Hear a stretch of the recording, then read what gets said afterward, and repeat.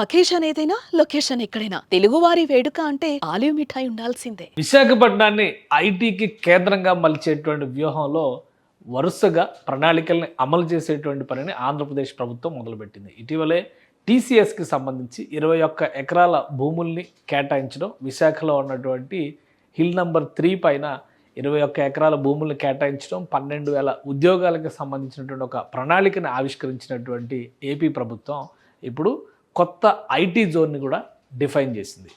ఎక్కడ ఈ IT zone ఏర్పడబోతుంది, దీని నుంచి ఏపీ ప్రభుత్వం ఆశిస్తున్నటువంటి ప్రయోజనాలు ఏంటి, ఒకసారి విశ్లేషించేటువంటి ప్రయత్నం చేద్దాం. ప్రధానంగా విశాఖకి ఉన్నటువంటి జాగ్రఫీని ఒక అడ్వాంటేజ్గా మలుచుకోవడం ద్వారా ఐటీ అలానే డేటా అనలిటిక్స్కి సంబంధించినటువంటి వ్యవస్థలు, డేటా సెంటర్లకు సంబంధించినటువంటి కంపెనీలని ఆకర్షించేటువంటి ప్రయత్నాల్ని ఆంధ్రప్రదేశ్ ప్రభుత్వం మౌనం చేసింది. ముఖ్యంగా తర్లువాడ దగ్గర దీనికి సంబంధించినటువంటి ఒక ప్రణాళికను ఆవిష్కరించింది. విశాఖపట్నంలో ఆల్రెడీ ప్రత్యేకంగా చెప్పాల్సినటువంటి అవసరం లేదు. ఐటీ జోన్ ఎక్కడ ఉంది అంటే మధురవాడ, అలానే ఇటువైపు ఉండేటువంటి భీమిలి నియోజకవర్గంలో ఉండేటువంటి అనేక ప్రాంతాల్లో దీనికి సంబంధించినటువంటి ఇండస్ట్రీస్ని డెవలప్ చేసేటువంటి ప్రక్రియను 2014 నుంచి ఆంధ్రప్రదేశ్ ప్రభుత్వం మొదలుపెట్టింది. ఇప్పుడు తాజాగా ఇది కూడా భీమిలి నియోజకవర్గం పరిధిలోకి వచ్చేటువంటి ప్రాంతంలోనే ఈ తర్లువాడ ప్రాంతంలో దాదాపు 1080 ఎకరాల భూములు ఉన్నట్టుగా రాష్ట్ర ప్రభుత్వం గుర్తించింది.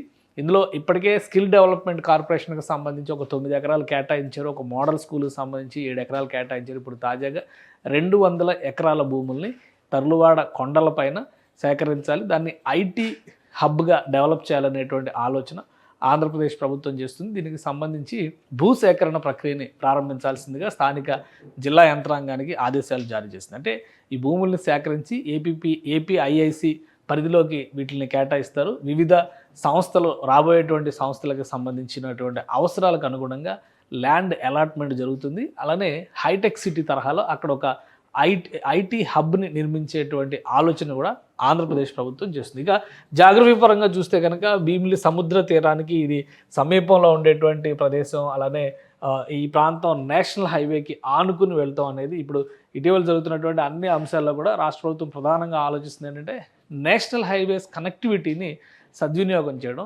రవాణా వ్యవస్థలు అనుకూలంగా ఉండేటువంటి ప్రాంతాలను ఎంచుకోవడం. సో ఆ క్రమంలో చూసినప్పుడు ఈ ప్రాంతంలో ఈ తర్లువాడ ఉంది. దీనికి సంబంధించి నేషనల్ హైవే 16 అంటే కలకత్తా చెన్నై నేషనల్ హైవే. ఇది కలకత్తా చెన్నై నేషనల్ హైవే అంటే విజయవాడ మీదుగా వెళ్తుంది. ఇటు విశాఖ, విజయవాడ, కాకినాడ ఈ ప్రాంతాలు అన్నింటిని కూడా టచ్ చేస్తుంది. కాబట్టి ఈ ప్రాంతంలో ఉన్నటువంటి ఈ కొండలపైనే 1080 ఎకరాలని రాష్ట్ర ప్రభుత్వం గుర్తించింది. గతంలో ఈ ప్రాంతంలో ఉన్నటువంటి భూములపైన వైసీపీ ప్రభుత్వం అధికారంలో ఉన్నప్పుడు విజయసాయిరెడ్డి, అప్పట్లో నంబర్ 2 అనుకునేవాళ్ళు, ఆయనకి సంబంధించినటువంటి కొన్ని సంస్థలను ఇక్కడ ప్రారంభించేటువంటి ఆలోచనతో ఈ భూముల్ని తీసుకునేటువంటి ప్రయత్నాలు కూడా జరిగినాయి. అప్పట్లోనే ఇవి చాలా వరకు చర్చలో ఉన్నటువంటి భూములు.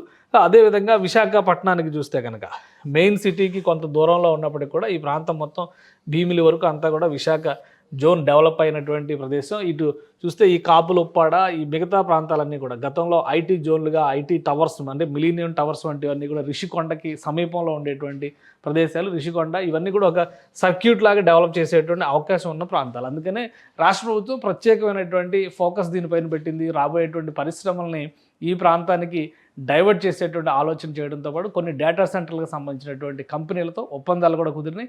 వాటికి కూడా ల్యాండ్ అలాట్మెంట్లు ఈ పరిసర ప్రాంతాల్లోనే జరిగేటువంటి అవకాశం ఉంటుందని అంచనా వేస్తారు. సముద్ర తీరంలో ఉండడం, అలానే వాతావరణ పరంగా కూడా అక్కడ అడ్వాంటేజెస్ ఉండడం, వీటన్నిటిని సద్వినియోగం చేయడం ద్వారా ఐటీకి పెద్దపీట వేసేటువంటి క్రమంలో ఈ ప్రాంతాన్ని ఐటీ జోన్గా డిక్లేర్ చేసేటువంటి అవకాశాలు కూడా భవిష్యత్తులో ఉన్నాయి. ఎందుకంటే ఇటువైపు అనకాపల్లి వైపు వచ్చేటువంటి ప్రాంతాల్లోనే ఎక్కువగా పరిశ్రమల్ని, ఫార్మా రంగానికి సంబంధించినటువంటి వ్యవస్థలను ఎంకరేజ్ చేస్తుంది.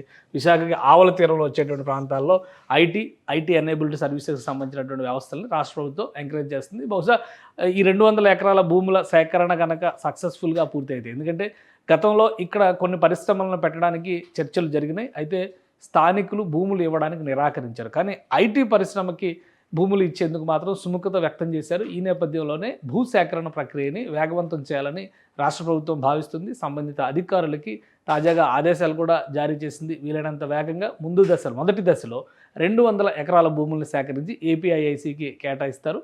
ఆ తర్వాత పరిశ్రమలు వచ్చేటువంటి సానుకూలత, అలానే ప్రభుత్వం ఇవ్వాల్సినటువంటి భూములకి సంబంధించినటువంటి అంశాలను దృష్టిలో పెట్టుకొని తదుపరి దశల్లో కూడా భూసేకరణ జరిగేటువంటి అవకాశాలు కనిపిస్తున్నాయి. సుమన్ టీవీలో మీ పర్సనల్ అండ్ బిజినెస్ ప్రమోషన్స్ కోసం కింది నెంబర్కి కాంటాక్ట్ చేయండి.